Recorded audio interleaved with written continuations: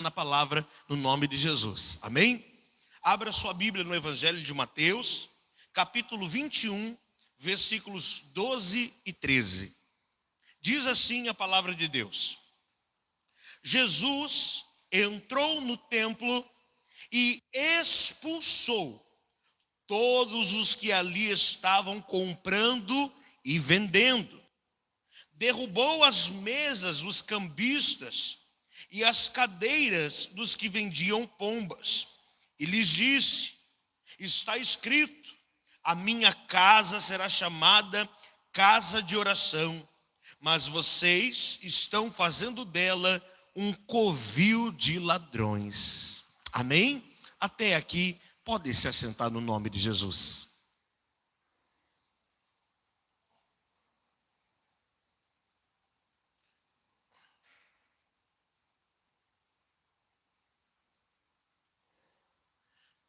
Como eu lhe disse, abra o teu coração para receber aquilo que Deus tem para a tua vida no nome de Jesus.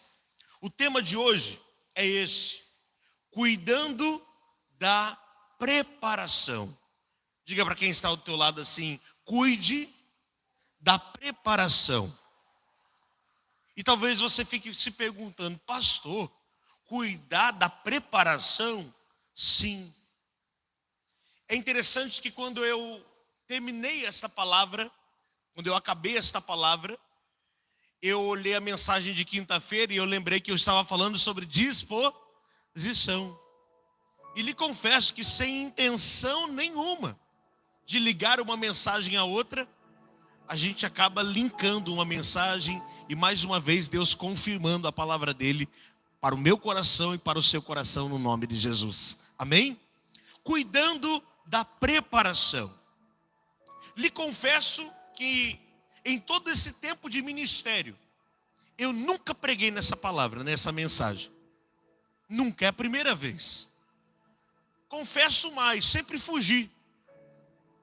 Sempre tentei escapar. E deixa eu lhe explicar o porquê que eu tentava escapar disso. Existem certos textos na Bíblia Sagrada, e você já deve ter passado por isso, que você lê e você não tem um perfeito entendimento daquilo. Já aconteceu com você? Você lê, relê e aquilo parece que fica girando na sua mente. E você vai em busca de informações e aquelas informações não descem no coração. E aí requer tempo, requer estudo. Requer você muitas vezes pegar outros livros para que você possa de verdade se aprofundar e ter um perfeito entendimento dentro da palavra do Senhor. E é isso que eu quero te mostrar dentro desse contexto. Já vi vários pastores pregando, falando a respeito que não pode ter venda dentro da igreja. Alguns chegam a proibir cantina dentro da igreja por conta desse texto, dizendo que a igreja não pode vender nada, que Jesus abomina isso, quando na grande verdade não era isso que Jesus estava abominando. Passa para mim, por favor. Eu quero te mostrar algumas coisas que não são reais. O problema ali não era o comércio em si.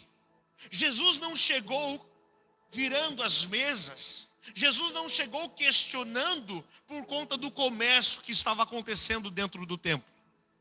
Por mais que o texto faça aparecer isso. Uma coisa que eu estava pensando agora, no caminho da igreja para cá. A Bíblia não pode ser interpretada da mesma forma que um texto da língua portuguesa. Vou fazer uma interpretação de texto. Ela não pode ser interpretada dessa maneira. Nós estamos falando de um livro de mais de 2000 anos de existência. Requer pesquisa, requer estudo, requer tempo. Requer a ação do Espírito Santo dentro de nós. Amém, Jesus? Então ali o texto não estava falando que Jesus estava condenando o comércio.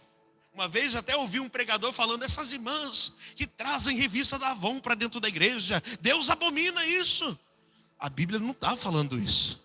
Me desculpa, mas ele está errado no posicionamento dele. Claro, obviamente você não vai perder a pregação, você não vai perder o louvor para ficar tentando vender produto durante o culto. Amém, irmãos? Tá? Mas é óbvio que Jesus não estava batendo contra isso. O problema não era o que estava sendo vendido também. Só para você ter uma noção, pastor, o que estava sendo vendido na época, dentro do templo? As pessoas que vivem nessa área de Jerusalém, em Israel, eles comentam sobre o que era vendido naquele tempo. Simples, animais. A Bíblia chega a dizer que um deles eram pombas. Aves, certas aves eram usadas para certos sacrifícios. Normalmente eram sacrificados ali, eram vendidos ali cordeiros, bode. Dependendo do animal, quem tinha mais posse, levava até gado. Dependia da condição financeira de cada um. Você está entendendo? Mas o problema também não era esse, não era o que estava sendo vendido. O problema não era se a mercadoria era legal ou ilegal. Muitas pessoas, ao lerem um texto e vendo Jesus chamando de ladrão essas pessoas, acham que a mercadoria era roubada. Eles interpretam que a mercadoria ela era roubada, ela era uma mercadoria ilegal e por isso não poderia ser vendida dentro do templo. Mas o problema também não é esse. O problema também não era o lucro dos vendedores dentro do templo. A questão não era essa. Não era se aquilo estava dando lucro ou não. Por favor, abra sua Bíblia. A gente vai ter que pesquisar, a gente vai ter que caminhar na Bíblia para poder entender isso. Lá no livro de Malaquias. E por favor, abra, porque o texto vai estar pequeno aqui, então é bom para que você possa ler na sua Bíblia. Malaquias capítulo 1, versículos 6 a 8. Malaquias capítulo 1, versículos 6 a 8. Glória a Deus. Talvez você fique pensando, pastor, mas aonde é que a gente vai chegar? A gente precisa entender, para a gente chegar onde a gente quer chegar no nome de Jesus. Malaquias 1, do 6 a 8 diz assim: o filho honra seu pai e o servo o seu senhor. Se eu sou seu pai, onde está a honra que me é devida? Se eu sou seu senhor, onde está o temor que me devem? Pergunta o Senhor dos exércitos a vocês, sacerdotes. São vocês que desprezam o meu nome, mas vocês perguntam: de que maneira temos desprezado o teu nome? Trazendo comida impura ao meu altar. E mesmo assim ainda perguntam: de que maneira te desonramos? Ao dizerem que a mesa do Senhor é desprezível, na hora de trazerem animais cegos para sacrificar, vocês não veem mal algum. Na hora de trazerem animais aleijados e doentes como oferta, também não veem mal algum. Tentem oferecê-los de presente ao governador. Será que ele vai se agradar de vocês? Será que ele os atenderá? Pergunta o Senhor dos exércitos. Aqui é um questionamento do Senhor aos sacerdotes do templo. Porque muitas pessoas, irmãos, no templo da lei funcionava assim: ninguém vinha ao templo do Senhor, ninguém entrava no templo, sem trazer uma oferta. Isso já era certo, vão ao templo. Então, era preparada uma oferta. Lembrando, naquele tempo não tinha dinheiro, como no nosso tempo hoje. Não tinha cartão de crédito, não tinha Pix, não tinha cheque. Então, o que eles levavam para o templo? Animais. Qual era o correto? Era a pessoa preparar um animal, engordar esse animal, preparar o animal mais bem qualificado, o animal sem impureza, um animal perfeito, e entregar nas mãos do sacerdote, para que esse animal fosse sacrificado e uma oferta fosse feita ao Senhor. Amém? Era assim que funcionava. Inclusive, hoje não dá o tempo de explicar isso, mas cada pessoa dentro do templo tinha uma função. Um, por exemplo, separava, está lá no livro de Êxodo isso. Um separava só as gorduras do animal. O outro separava a pele. A carne era dividida entre as pessoas que trabalhavam dentro do templo. E tudo isso era queimado em oferta ao Senhor Deus Todo-Poderoso. Amém? E talvez você fique pensando: pastor, mas o que Deus faz com esse negócio? O problema é que nunca foi o animal. O problema é que Deus nunca olhou para o animal em si, se era um novilho, se era isso, não. Deus sempre olhou para o coração do homem. Pastor, mas só acabou de dizer que a palavra diz que o animal impuro, o animal defeituoso, Deus não aceitava. Exatamente, Deus sabia o coração do homem. Muitos tentavam enganar a Deus, tentavam enganar o sacerdote, dizendo: olha, está aqui esse animal, é tudo que eu tenho, é de coração. Quando o sacerdote ia ver, olhava de baixo, estava faltando uma pata, estava faltando alguma coisa, estava faltando uma orelha, estava faltando alguma coisa naquele animal. Aquele animal era considerado impuro, e isso Deus não aceitava, porque eram pessoas que tentavam burlar a lei de Deus, e isso não agrada a Deus, irmãos. É triste quando a gente percebe que existem pessoas que tentam driblar o que Deus está pedindo para elas. Só abrindo aspas e fazendo uma comparação nos nossos dias. Quantas pessoas, eu não estou falando de A, de B ou de C, e não estou apontando ninguém, mas quantas pessoas são capazes de trazer uma oferta diante do altar do Senhor e só trazem um envelope sem dinheiro dentro? Pastor, tem gente que faz? Sempre teve. Sempre teve. Não é diferente nos tempos antigos. Muitos vinham com o animal na mão. Olha o que eu trouxe. Olha que novilho bonito. Quando ia olhar, era uma oferta defeituosa. Escute, Deus não está olhando o animal, Deus está vendo a intenção do coração do homem. É aquilo que eu digo sempre aqui: Deus não está de olho no valor monetário que está dentro do envelope, mas Deus está vendo a maldade que existe dentro do coração do homem. E é por isso que muitas vezes nós não somos abençoados, porque, repito, Deus vê o coração. Eu vejo a casca, eu vejo a casa, eu vejo o exterior. Você está vendo o exterior, mas Deus conhece o nosso coração, e por Ele conhecer o nosso coração, muitas vezes nós não recebemos a bênção que deveríamos receber, porque não fazemos as coisas do jeito certo e da maneira certa. Pode passar para mim. A questão aqui, só repetindo, em Malaquias não era a raça do animal, mas sim o tamanho da importância e o quanto ele havia sido preparado para aquele momento. É bonito, irmãos, principalmente aqui no sertão, a gente andar por aí e ver aqueles pastos verdes, né? Principalmente agora no período de chuva, o pasto fica verdinho. E aqui em Itabaiana, nessa região, tem muito boi, né? Esses bois Nelore, tem uns touros bonitos, fortes. Você vê que aquele animal, ele é bem cuidado. É diferente de quando você passa num outro lugar e de repente o boi está magrinho, está fraco, maltratado. É diferente.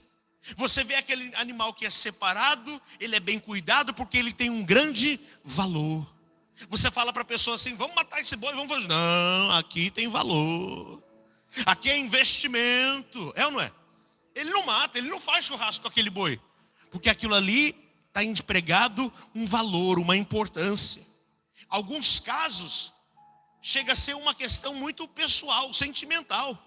Tem gente que tem apego animal, né? Tem gente que tem um cabritinho. Eu já fui em fazenda, onde a menininha tinha um cabritinho. É diferente isso, né? Do contexto da cidade. Mas a menina é pequenininha, o pai dá um cabritinho para a menina cuidar. E ela cria uma amizade, ela cria um vínculo. Aquele animal tem uma importância para aquela criança. E ela cresce dando valor ao animal. Ela cresce valorizando aquele bicho. Dificilmente ela vai entregar esse bicho para ser morto. Você está entendendo o que eu estou querendo te dizer? Porque ela vai cuidar daquilo ali com grande estima, com carinho, com amor. Pois é esse que Deus espera de nós. Esse que você dá importância, aquilo que você valoriza, aquilo que você prepara, aquilo que você cuida. Por isso que a palavra de Deus nos diz que nós temos que cuidar da preparação. Muito bem, vamos voltar lá no outro contexto. Os judeus do tempo de Jesus, voltando lá no fuzuê que aconteceu lá no templo com Jesus. Os judeus do tempo de Jesus, eles distorceram esses princípios. Por quê? 2 pontos. Ninguém mais precisava gastar tempo na preparação do sacrifício. Os animais já estavam lá dentro do templo para ser vendidos. Você está entendendo? O templo virou um self-service de animal. Agora é o seguinte: você não precisa mais preparar o animal lá na sua casa. Você vem aqui no templo, compra o animal e sacrifica. Nós facilita, parcela até para 10 vezes. Você está entendendo? E quando isso foi feito, quando isso era feito, quebrava o princípio da preparação. Lembra do que nós acabamos de ler agora em Malaquias? Tinha que ser preparado. Deus não aceita coisa de qualquer maneira. Deus não aceita coisa de qualquer jeito. Bastava comprá-lo de última hora no próprio templo. Quantos chegavam ali no templo, muitas vezes, e é o que a Bíblia está falando para a gente, que muitos estavam chegando ali para comprar e vender. E Jesus fala, não, isso aqui está errado. Espera aí, vamos acabar com esse negócio aqui. Esse povo quer dizer que vem no templo para cultuar o meu pai, e de última hora vem trazendo isso para o meu Senhor, para o meu pai. Quer dizer que compra aqui e Deus aceita, quer dizer que não há mais preparação, quer dizer que não há mais cuidado, quer dizer que não há mais intenção dentro do coração, quer dizer que agora é tudo feito de qualquer maneira, de qualquer jeito. Ah, irmãos, quantas vezes nós agimos da mesma forma? Não nos preparamos. O valor que oferecemos ao Senhor em nosso culto está intimamente ligado à nossa preparação para o culto. Eu não estou falando do culto da igreja quadrangular, eu estou falando do nosso culto ao nosso Deus. Qual é o valor do teu culto para Deus? O quanto você tem preparado para estar na presença de Deus? Oh, irmãos, esse momento aqui não é um momento qualquer. Esse momento aqui, ele é especial, preparado por Deus para a minha vida, preparado por Deus para a sua vida. Deus quer, Ele pode, Ele vai te abençoar em nome de Jesus. Não é um momento qualquer, não é. Nós que entramos erroneamente na presença do Senhor, entramos como esses estavam entrando. Rapaz, hoje tem culto, né? Vou correndo, vou para a igreja. Cadê a preparação? Não houve preparação. Você se lembrou por acaso que hoje tinha culto. Você se lembrou. Você não se preparou. Não houve preparação, pois é isso que Jesus abomina. Era isso que Jesus estava abominando dentro do templo. Minha gente, parem com isso. Vocês estão vendendo aqui, facilitando. Está quebrando o princípio do meu Pai. Se tem uma coisa, irmãos, que Deus não aprova, é quebra de princípios. Peque, faça o que você quiser, Deus é misericordioso. Mas quando você quebra princípio, você está comprando briga com o próprio Deus. Pode passar para mim. Primeiro, o culto deve começar antes de você sair de casa. Diga para quem está do teu lado, o culto não começa na igreja. Começa na sua casa. Pelo menos devia. O culto não começa aqui. Pastoral, o culto já começou lá na tua casa. O problema é que nós não nos preparamos. Você sai de casa, está ligado no jornal, quero ver o jornal, porque eu vi a notícia que vai passar, não sei o quê. Aí, 7h25, aí sai correndo e vai para a igreja. Você não se prepara muitas vezes para estar na igreja. Eu estava agora preparando a palavra, estudando, lendo, bem antes disso, à tarde. E o vizinho lá botou um forró para tocar. Uma rocha, sei lá, uma tristeza braba. A mulher não volta para ele, volta, vai e volta. É um negócio que misericórdia, irmãos. Você fica torcendo para não voltar mais mesmo, porque... musiquinha que não acaba. Ai, meu Deus do céu. Vida. Aí eu falei, não, Senhor, eu estou me preparando para a tua palavra. Aí liguei o YouTube numa música alta e liguei mais alta ainda. Falei, eu vou ouvir outra música. Porque eu estou me preparando, eu vou para a casa do meu Deus. Eu não quero chegar na igreja com um coração melancólico, uma mulher traiu alguém. Eu quero chegar na casa do meu Deus sabendo que o meu Deus habita nesse lugar. O meu Deus é bem presente na minha vida. O meu Deus está comigo. Pastor, isso é bobagem, pastor. Não é de bobagem, eu estou te mostrando isso dentro da palavra. Tem que haver uma preparação. E o culto não começa aqui. Nós não podemos culpar. Pastor, só toca música conhecida, só toca corinho. É o que eu sei tocar, meu irmão. Se você souber mais, vem fazer. Me ajude. Chegue junto. Pastor, misericórdia. O culto não começa quando eu dei paz seja convosco. O culto começou na sua casa quando você lembrou. Hoje eu vou cultuar ao meu Deus. Hoje eu vou louvar ao Senhor. Pastor, eu estava lá no meu trabalho, pastor, mas eu estava me lembrando que hoje tem culto. Pastor, eu estava lá no meu trabalho, estava lá na minha empresa. E de repente eu vi o vídeo que o senhor mandou, pastor. Meu coração se encheu de alegria. E Nossa, pastor, eu não vi a hora de chegar na casa do Senhor. Naquele momento o culto começou. O culto começou naquela hora. Porque você lembrou do seu Deus. Você colocou Deus no lugar dele, que é devido. Quem está me entendendo, diga graças a Deus. É profundo, não é? É forte, pega aí, em nome de Jesus. Segundo, elimine da sua vida os ladrões de preparação. Diga para quem está do teu lado, elimine da sua vida os ladrões de preparação. Pastor, quais ladrões são esses? Não deixe nada para a última hora, meu irmão. Culto domingo começa às 18 horas, para quem vem no culto da noite. 18. Culto das 9, começa às 9. Esses dias eu estava ouvindo um rapaz, o Yudi. Quem conhece o Yudi? Né? Só falar pelo nome, o menino do PlayStation. Ele agora é cristão e é fervoroso, viu? Rapaz, é crente mesmo. Estou feliz de ver a vida dele. Glória a Deus pela vida dele. Continue assim, vai dar um grande pastor. E ele falando que está lá no Japão com a família. E falando de como o japonês se comporta com o horário. Se você marcar com o japonês 7 horas, 10 para 7 ele está lá. Porque 7 horas você já está atrasado. Pastor, mas marcou 7. Não interessa. 10 para 7. Detalhe, ele já saiu de casa às 5h30. Porque ele não quer correr o risco de quebrar a aliança, o comprometimento que ele tem com você. Pastor, isso é cultural. É, mas serve de muita lição para nós, concorda? E principalmente nós brasileiros, ocidentais, que temos a mania de deixar tudo para a última. Depois eu faço, depois eu preencho o cadastro, né? Saiu um programa do governo, aí a pessoa precisa preencher, ela vai preencher no último dia. Vai fazer o Enem, só preenche a inscrição. Ai, não consegui preencher porque o site estava sobrecarregado. Você teve 3 meses para preencher aquela ficha. E a pessoa não, ela só vai preencher no último dia. Por que isso? Quando é as coisas da vida, tudo bem. O pior é quando são as coisas de Deus. Me permita, irmãos, dar alguns exemplos que são pessoais, mas são coisas que eu coloco em prática. Quando eu vi isso aqui, eu falei, meu Deus, poxa, meu pai me ensinou bem isso desde cedo.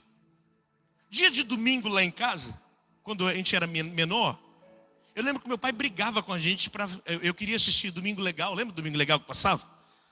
Passava. Todo domingo era o Tchan cantando. Era o Tchan, é o Tchan, Tchan, Tchan, Tchan. Todo domingo. Lembra disso? Você lembra? Todos os mesmos cantores, gente. Mesma coisa. Aí tinha uma turma que assistia SBT e tinha uma turma que assistia o Faustão. Eu nunca me lembro de ter assistido o Faustão, porque o horário do Faustão era o horário do culto. Era o horário que terminava o futebol e já começava o culto da noite. Mas lá em casa a gente sempre fez de um modo. Dia de domingo meu pai ensinou a gente não dar muito valor para a televisão. Porque dia de domingo é o dia que a gente podia estar na igreja. Não que os outros dias não fossem importantes, você está entendendo?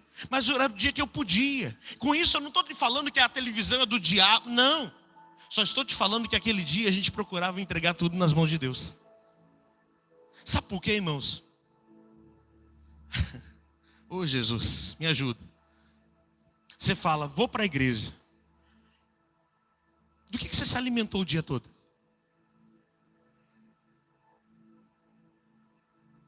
Do que você se alimentou o dia todo? Você concorda comigo que não há uma preparação? Ah, pastor, eu estava lá em casa assistindo o Rodrigo Faro. Olha, vai namorar, vai dar namoro, vai dar namoro. Vai dar namoro. Ah, está na hora do culto, vou para a igreja. Aí chega na igreja, nossa, o culto hoje não está. Ai, olha, a irmã manda hoje para cantar misericórdia. A irmã da Tachou, misericórdia. Pastor, hoje não está na unção. Não é a igreja que não está na unção. Foi você que não se preparou para estar na presença de Deus. Repito, não estou condenando a televisão, amém? Não estou dizendo que você não possa assistir. Você pode, você deve se manter informado. Amém, irmãos? Mas a gente tem que se preparar para entrar na presença de Deus. Esses são os ladrões de preparação. Uma música que você está ouvindo. Eu, dia de domingo, dificilmente eu saio para ficar muito tempo fora de casa. Até porque, como pastor, eu preciso estar preparado para a palavra. Então se eu saio é um bate e volta, é rapidinho. Porque naquele dia minha cabeça quer estar focada na palavra de Deus. Quem aqui já fez o Enem? Já estudou muito, fez vestibular? Lembra que você ficou focado naquele dia? Você abriu mão de muitas coisas? Pois Deus espera muito mais que isso de você. Uma preparação para estar na presença dEle. Porque senão você vai entrar na presença dEle de qualquer modo. E vai falar: Senhor, me dá vitória. Senhor, me dá a tua bênção. Senhor, faz o milagre. Como é que Deus vai fazer um milagre se não houve preparação? Como é que Deus vai agir se não houve preparação? Deixou tudo para a última hora. Fez de qualquer maneira, fez de qualquer jeito. Ô irmãos, por favor, entenda, abra o teu coração porque eu vou falar. Sei que muitos de vocês saem do trabalho direto para cá. O dia é puxado. Poxa, dou o maior valor para você. Mas se você não trabalhou à tarde, você tinha o seu tempo livre, procura chegar no horário. Faça de tudo para não se atrasar. Um atraso de 10 minutos, 5 minutos ainda vai. Tem gente que só chega no amém. E tem, pastor, é só olhar para o fundo da igreja quando eu estou dando a bênção apostólica. Tem ou não tem? Diáconos. Olha lá. A pessoa chega e fica... Tá acabando, né? A Selma, tá.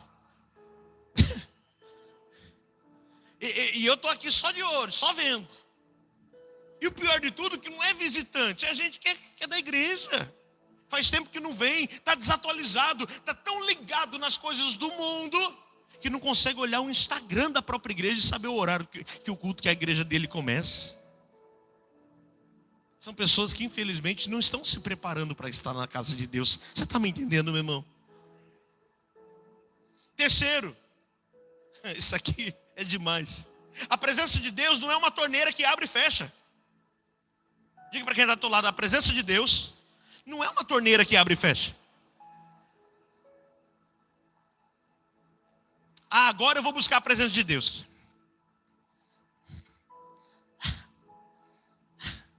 Acabei, fecha, vou para casa. Você acha que é assim? Uma vez eu cheguei a brincar com uma pessoa dizendo: rapaz, hoje Deus não está querendo me dar mensagem. Mas eu também não sentei. Eu não parei para ler. E eu quero que a mensagem faça download na minha cabeça. Que Deus mande um esboço em: Senhor, fala comigo, manda a tua palavra agora. Imprime, Senhor, na impressora Epson L395. A mensagem sai pronta. É pedir demais. Eu tenho que sentar, eu tenho que estudar, eu tenho que ler, eu tenho que me aprofundar na palavra, para que o Espírito Santo fale comigo. Esses dias uma menininha estava me pedindo oração aqui na igreja, porque ia fazer uma prova. E eu falei assim: olha, estude, porque o Espírito Santo só ajuda quem estuda. O Espírito Santo não dá cola para ninguém. Você tem que fazer a sua parte para que Deus faça a dele. Se você estudar, se você se preparar, Deus vai trazer à existência tudo aquilo que de repente você pode só não estar lembrando. Porque você fez a sua parte e Deus faz a dele. Amém, Jesus?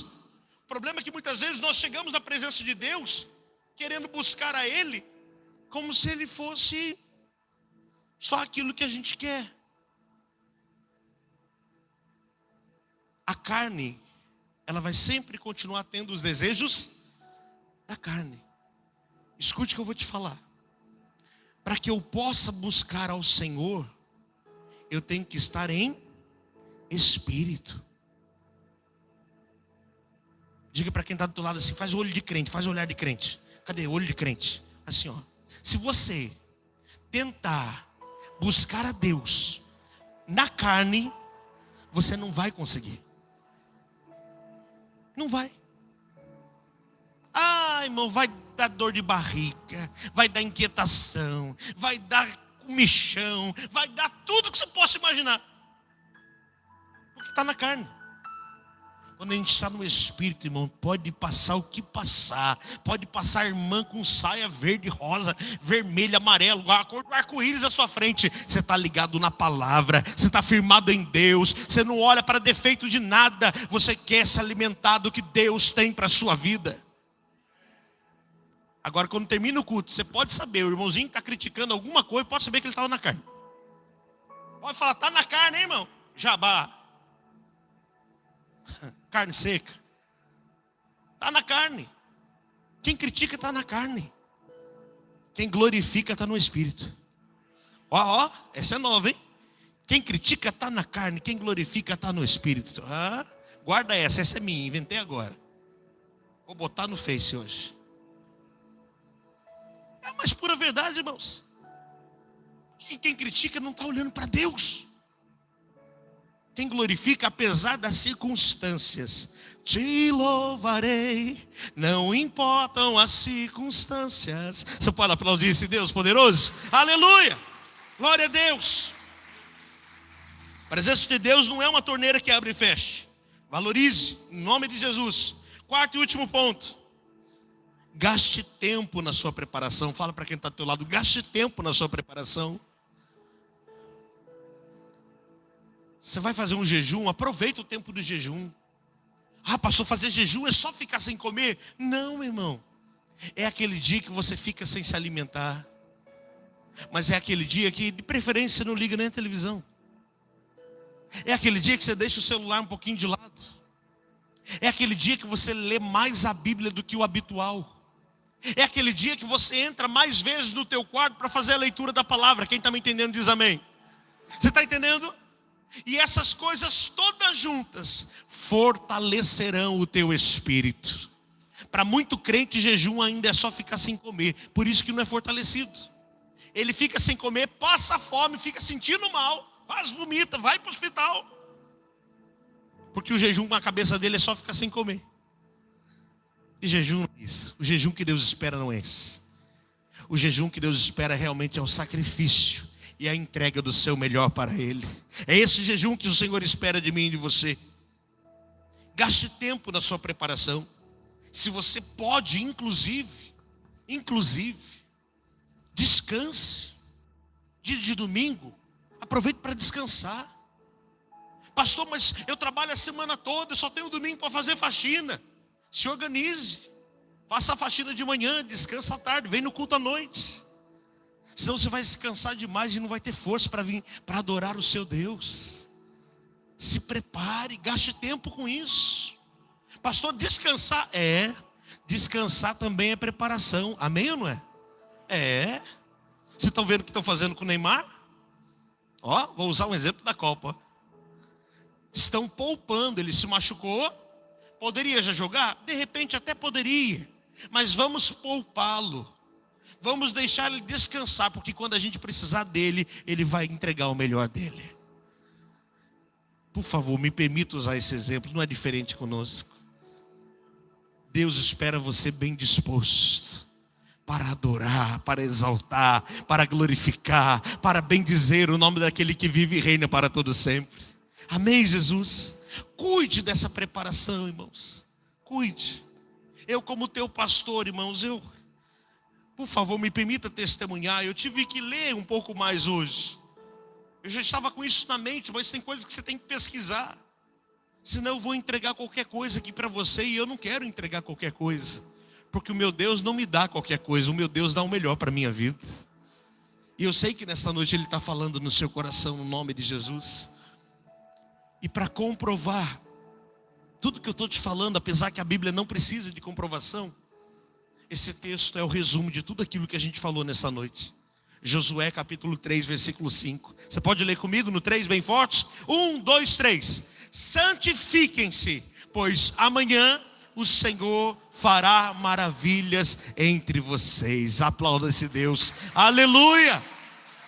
Preparação, santificação. A santificação, a preparação precede a bênção de Deus na sua vida. Primeiro você se prepara, primeiro você se santifica. O Senhor fará maravilhas na sua vida. Mas sem preparação, meu irmão, você vai continuar criticando, você vai continuar travado, sem conseguir avançar para lugar nenhum. Porque sem preparação a gente não chega. Essa vida é uma preparação para o céu, sabia disso? A gente está em preparação, está em teste. Estamos em avaliação. E só subirão aqueles que o adoram em espírito e em verdade. Busque viver no espírito. Pastor, é fácil? Não é não. Busque viver. Tente viver. Faça o seu melhor, se esforce para viver. Vai ser uma luta diária, vai ser uma briga diária, mas você vai vencer porque Deus te dá poder para isso, no nome de Jesus. Amém? Se coloque em pé no teu lugar, graças a Deus.